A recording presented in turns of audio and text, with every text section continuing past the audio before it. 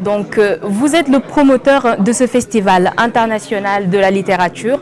Le thème littérature et conflit. Alors, la littérature a longtemps représenté les conflits, qu'ils soient externes ou internes à leur environnement.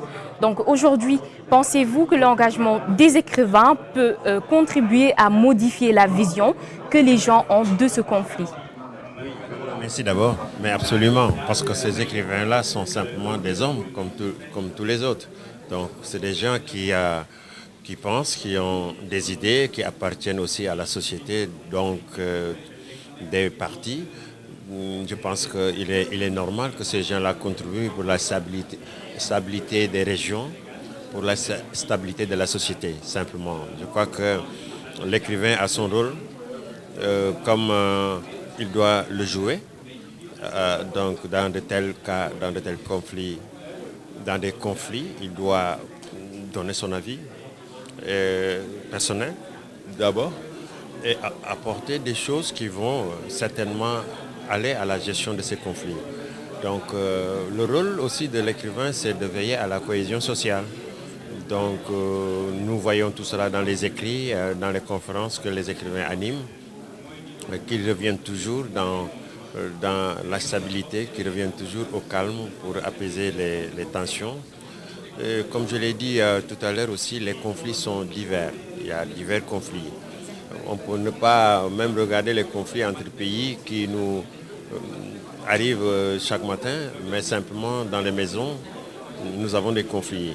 Donc de tous ces cas, je crois que l'écrivain a son rôle à jouer, a son rôle à faire. Exactement. Vous avez une plume qui peut être considérée comme une arme pour lutter contre tous les maux qui gangrènent la société. Donc, c'est à réfléchir, chers écrivains.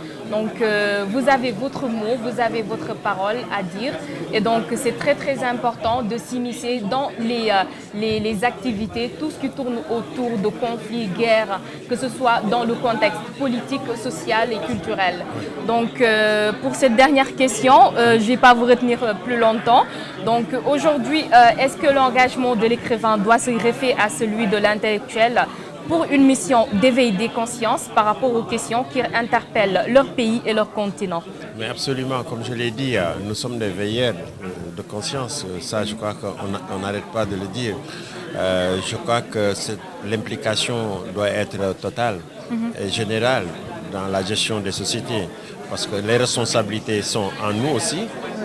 Comme je l'ai dit, nous sommes simplement des pères de famille, nous sommes des acteurs de la société, donc nous sommes impliqués dans ces choses-là.